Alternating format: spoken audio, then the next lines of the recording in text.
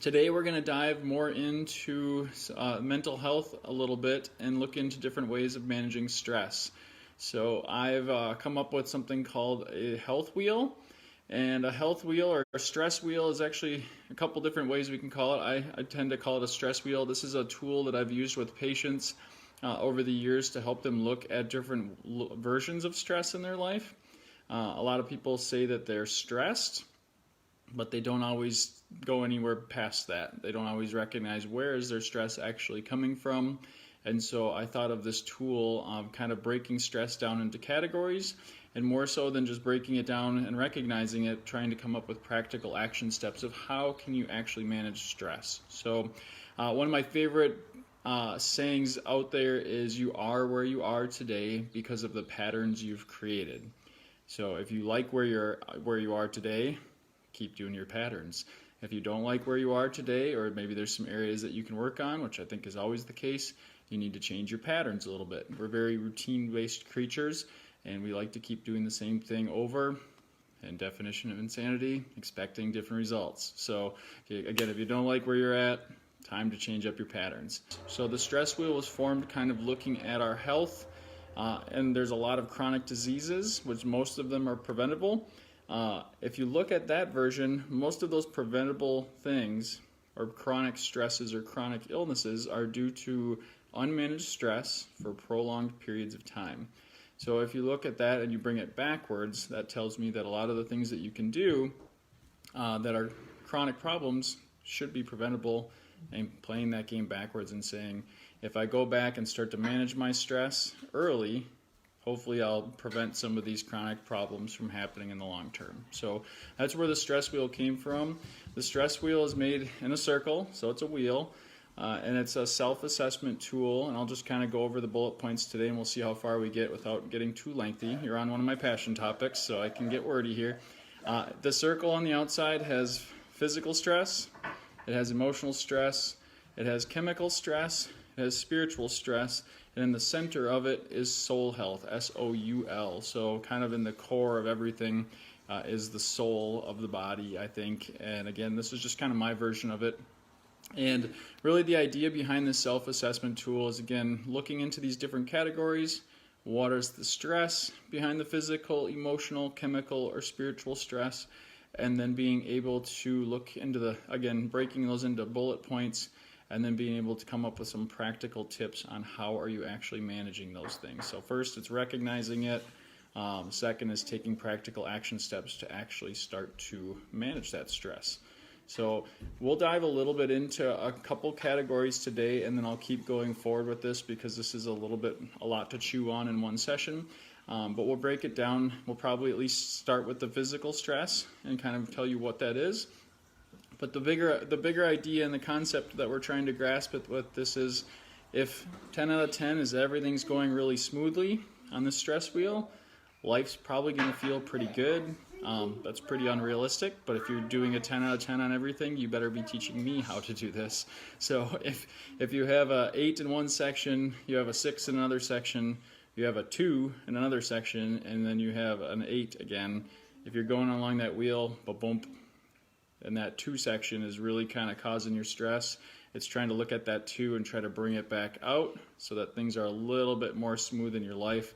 If everything's at a 2, sound like anxiety, stress, worry, panic, recognize that. I think we've all been there. Or if even a couple of those categories are low, you'll probably feel a lot more stress or anxiety towards life. So today we're just going to focus on physical, I think, and then we'll see how far we get. But physical, I'm just going to give you some bullet point ideas, is looking into the different kinds of physical stress. So I'm a chiropractor, I'm an athletic trainer.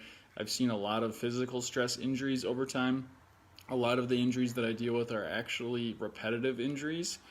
So different versions of physical stress can be even exercise, either done incorrectly or sometimes overdone. There's definitely people that over-exercise and don't do enough maintenance in between to take care of their body. A big one that I see a lot right now, especially with desk work, is postural stress. So I've mentioned that more than once in videos on how the stress of slouching over computers or poor ergonomics at your desk can really lead to a lot of chronic issues with upper back, neck, headache issues, sometimes low back issues, and just things getting too tight and too stressed. Some other things can be trauma. Of course, there's falls, there's car accidents, there's things like that. Those different traumas, those are a little bit harder to prevent, but again, if you don't manage them after you have them, they can lead to more prolonged problems. It can be things like eye strain, so that can be looking at computers and things like that. Repetitive motions and patterns are for sure one of the biggest things. That can be just things you're doing day in and day out. That again can be staring at a screen. That can be repetitive motions through exercise. That can be repetitive motions through work, where people are doing, they're maybe on an assembly line or something like that, where they're doing a lot of the same things over and over and over again. And sleep can fall into a couple different categories, but sleep, not getting the correct amount of sleep, or not being in much of a sleep pattern, or lack of sleep, that definitely can lead to some physical strain. So the bigger thing on this is, where is your stress coming from? Again, you're trying to recognize and break it into categories here and actually pause long enough to say, I'm stressed, but where is my stress coming from? Actually take a moment to assess that, and then try to say, but what can I actually do to manage that stress in this physical stress area? So there's a lot of different things that you can do. Sometimes I'll just give you a couple of quick examples. With sleep, the body likes routine. It likes to go to bed at a similar time. It likes to wake at a similar time. It can be the ergonomics of your desk, making sure that you're having a proper desk set up to help some of those postural stresses. It can be taking breaks from your desk so that you're not overstressing and overstraining your postural muscles, giving them a break. It can be, appropriate amount of exercise, or sometimes ramping up your exercise, not doing too much too fast. Just different self-care things that you can do to kind of help manage those different things. The next section we'll cover today, and then I'll just kind of leave it at that, and then we'll tackle the other ones as chemical and spiritual health next. But we're going to get into emotional stress, because a lot of times emotional stress, if you haven't figured that out right now with all this COVID stuff going on, can oftentimes lead to physical problems, or physical ailments, or physical symptoms. So it can be, definitely there's a mental health battle going on right now with all that's happening in our world. And it's definitely, from my end, from working with patients during this, I'm seeing a lot more tension, a lot more, people getting a lot tighter in their muscles, more headaches. Sometimes it can be, GI issues or gut issues, or going to the bathroom more often, nervous, things like that. So a lot of different things for the emotional stress. This one I think people understand a little bit more. Right now it can be finances. Just again, money issues, or people maybe aren't working as much as they're able to. They're not able to bring in their income that they're used to. Again, sleep can fall into this category, just lack of sleep or not getting sound sleep. It can be relationships. I'm home with my kids more. I'm trying to help be a teacher, which I'm not that great at for 6th, 3rd, and preschool at least. It definitely can be work, or right now lack thereof work, not being able to work how you're used to. Or different work environments. So that's an emotional stress. It can definitely be past experiences, things that you've dealt with before that you're maybe hanging on to, and or you haven't forgiven somebody. So that's a big part of it too. I actually refer to that one as my bitter bag. If you've been hanging on to too many things from the past, you've got all that kind of bitter bag that you're hanging on to. The more you hang on to and you don't let go of, that bag can get awfully heavy. So it's trying to be able to let go of some of those things, or maybe forgive people, or be able to let go and move on. That is certainly not an easy task, but it is an important one. It can be your work hours. It can be like family, friends, again, always anything relationship-wise. So, emotional stress from not seeing grandkiddos. That's, very true right now, especially it's seeing these relationships in different ways and not being able to see the people that we care about, or just even that human contact. That's so prevalent right now, I think, with people just stuck, especially the people that especially are really high risk right now, I think are probably feeling pretty lonely. So this is a great time to be able to reach out to those people and try to make contact with them, because that's a very big part right now. I know we talk a lot about the virus on the news. I don't really hear a whole lot about the mental health of people, from what I've seen at least. And this is something that, again, if we're not managing this stress and trying to find ways to manage this stress that are practical and taking care of that, it's definitely going to lead to bigger issues for our emotional health. So different things on this one. for different stress tips, and again, we'll kind of wrap it up from there. But some practical action steps on this one is, I like the saying, revealing the feeling is the beginning of healing. So revealing the feeling is the beginning of healing. I'm an ex-stuffer right here. I used to take all my emotional stress and stuff it. And my wife used to call me the rock, or she'd call me a stone, actually, and say, do you ever have any emotions? And that's not healthy, for the record. It eventually comes out, and that is a problem. So talking to somebody that you trust, somebody that you know, sometimes it's a counselor, sometimes it's just a friend or a family member or a spouse, somebody that you can get your emotions out to or your feelings out to. I think that's so helpful, just being able to name it. Sometimes it's setting boundaries, especially right now. I think a lot of people are working such crazy hours because there's no on and off switch. People can get a hold of us. It's a lot of online things. Works kind of not necessarily I go to work at this time, I leave at work. It's kind of all day long, so maybe setting some boundaries there.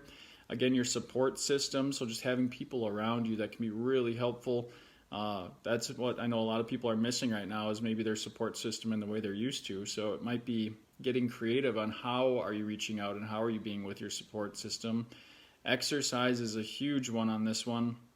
Again, used appropriately, because it certainly can be taken the wrong way or do too much and get hurt that way, but getting that energy out is what I like to tell people. So if you're stressed a lot, exercise has been shown in more than one study to be helpful for the mental health aspect.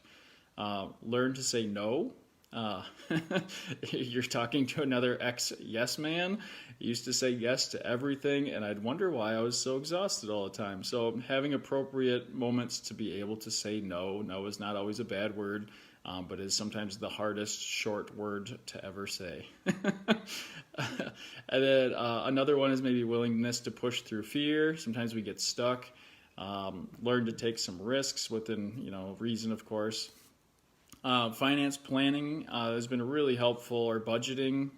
That's a really good one for the financial stress. That's a huge problem for a lot of people and a lot of relationships, is the financial stress. We kind of use Dave Ramsey to some degree in our house, at least, where we plan our month before it actually happens. So we try to actually plan our spending before the month happens, and then we try to stay within that budget. And it found that it's much easier and a lot less stressful than getting to the end of the month and wondering where our money went. So I've heard the saying, money doesn't talk, it slowly walks away. So people are, where'd it go? I had it, now it's gone. So planning is a big part, I think, with financial stress, is just, again, setting budgets, especially in a marriage, working as a team to really stick together on that. It can be a little stressful, honestly, to start that, but it's so much better in the long run. And then again, just trying to think if I see anything else from my notes here on that subject, but those are a couple examples of how emotional stress action steps can be really helpful for people too.